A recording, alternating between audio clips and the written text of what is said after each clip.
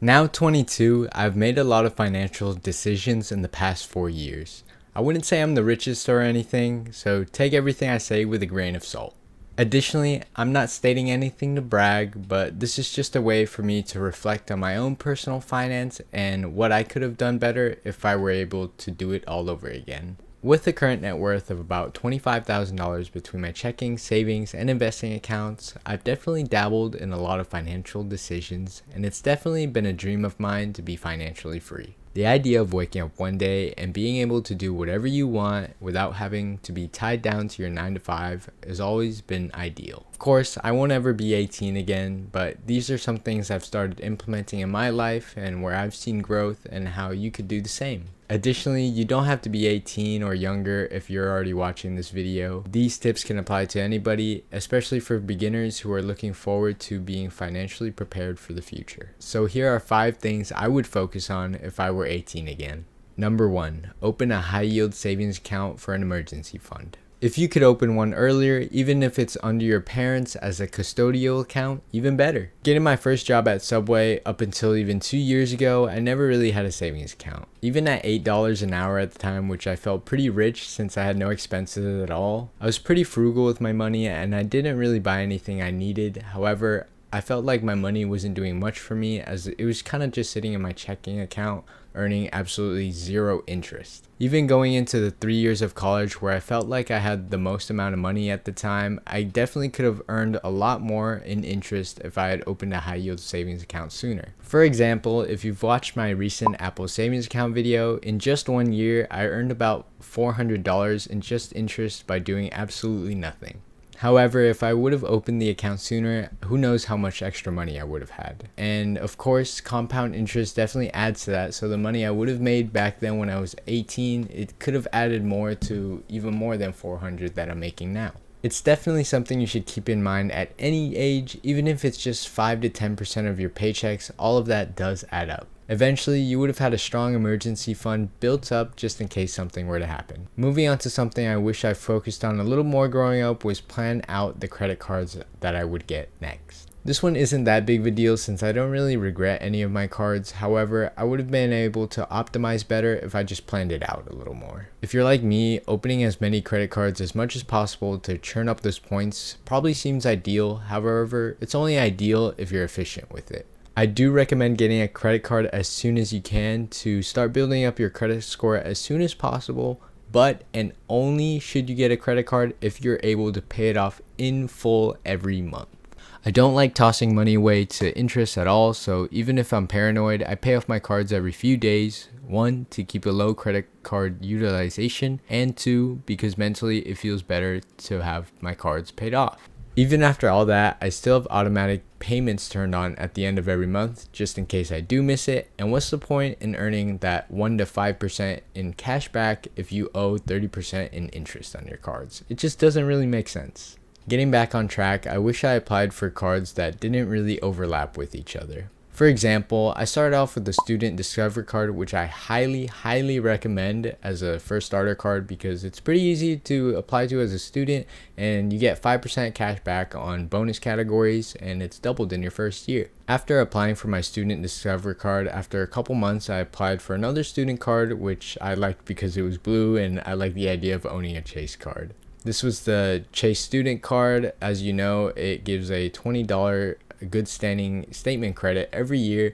However, it only really gave 1% cash back, which is not really useful because the catch-all for the Discover is 1% on the other purchases as well. Looking back, it's a decent card to start with, but since I already had a student card, it was pretty lackluster as that 1% doesn't really do much. And with my current setup, I don't really use that student Chase card at all, so it kind of just sits there. I try to use it every now and then just to seem like I use it. This isn't that big, like I said, but I wish I applied to other cards like the Citi Double Cash or Citi Custom Cash. It just would have been a lot better. Additionally, I could have also had my Amex card sooner, even if it wasn't the gold card that I have now. I just heard that Amex does give a higher credit limit generally, so when you apply for future credit cards, they'll see you as more trusted and give you an extra higher credit limit as well. And of course, I don't really want to close the student card at all just because it would lower my overall credit age, which would affect my credit score. But like I said, it's not really that big, it's just something I wish I kept in mind. Number 3, investing sooner and in index funds. As much fun as I had diving into the world of finance and picking my own stocks, I really wish I stuck to a simple index fund even if it sounded boring. Additionally, since I was younger, I didn't really have expenses, so I wished I put a little bit more away. It was really exciting to pick my own stocks as it felt more interactive to be able to build your own dividend portfolio and things like that. However, even though my portfolio did do well in some years, the market on average did do better in other years as well.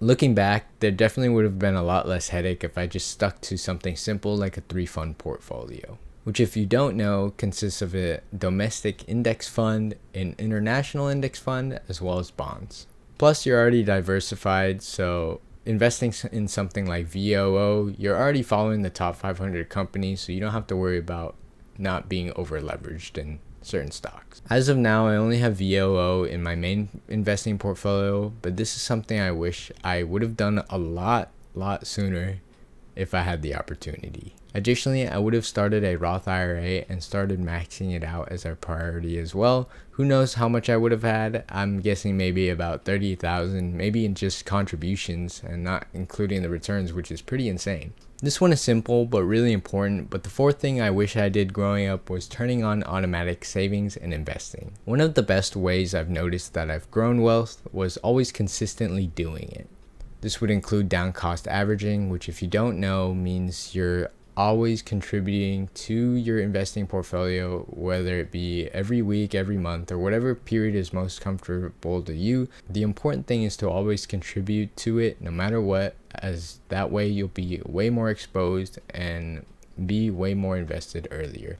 And even though I did invest for the most part every week, unfortunately it wasn't always that consistent, as sometimes I would forget or I was just too lazy to invest. But looking back now, I wish I turned on automatic savings and investings, and that way that would have saved me an extra step in this investing process, so I wouldn't really have an excuse to not save or invest. And of course, like all things, just like the savings account, it would have compounded a lot more over time, even if they were just small contributions, so I can't even imagine what I would have had now. Plus, when you're paying yourself first, you have to budget the rest of your money accordingly. That way it gives you zero excuse to spend on random things you probably will forget in the future. I'm definitely guilty of this, as on weeks where I didn't invest or contribute to my savings account, I kind of felt like the money kind of just disappeared and I didn't really know where it went. And then thinking about it a week after, I would kind of feel useless since that money could have already been working for me. Fortunately, just this month, I just started turning on my automatic investing and savings, so I would put away about $250 a week towards my Roth IRA, $75 towards my Robinhood for more risky plays, and then about $50 a week towards my savings account. Lastly, this one's a little general, but just overall keeping it simple for yourself. Simplicity is key, and if you want to see that consistent growth, you have to put in the consistent work. So like all things, if you want to do it without any excuse, just keep it simple. I feel like I've been a lot happier and I've seen more personal growth when I've made things that I've wanted to do a lot easier, such as in the case that I've mentioned with personal finance, turning on automatic investings and savings.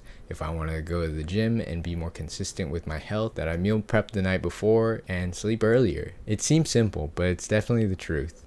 Also, going on a bit of a ramble, I currently regret not picking a closer gym to go to, as there's a Planet Fitness 5 minutes away from me, but I currently go to a Crunch 30 minutes away, which is kind of dumb because on some days I do feel a lot less inclined to go because I'm spending more money on gas and time to get there, which could have been money that I could have used to save and invest a little bit more. Even picking up YouTube beforehand, I feel a lot more prepared and I feel better about my videos when I prepare beforehand, or even just ask ChatGPT for video inspiration even if I'm not going to use it. It's just best to keep things simple, so 1, you stress a little less, and 2, you give yourself no excuses to skip something. One thing I guide my life by now is the 3-minute rule. I heard it by Graham Stephan in one of his podcasts, and he said that if you don't do something in 3 minutes, you probably won't do it at all. So even if it's something like picking up the trash and throwing it away, or just doing the dishes now rather than later, it's better to immediately do it and you'll see a lot more life improvement. improvements. For some reason, 22 feels really old to me, but I feel like these, not mistakes, but lessons, were really important in my financial journey. So if you're in your teens, you're 22 like me, or any age at all, the best thing to do for whatever your goals may be is to start now. I believe in you guys, and of course, if you really enjoyed the content, please like, comment, subscribe. It really motivates me to continue making these type of videos for you guys. I know these videos aren't the best right now, but I do want to make them better for you guys for the future, even if they are just minor edits. I honestly enjoy making these videos as it feels like I'm adding value to my life and hopefully yours too, so please drop down below what type of videos you want to see or suggestions to make the channel a little better. And if you want to learn more about my Apple savings experience or a little bit more about the Apple Card benefits, check out the videos here or here. With that being said, thank you guys so much for tuning in, and I'll catch you guys on the next video.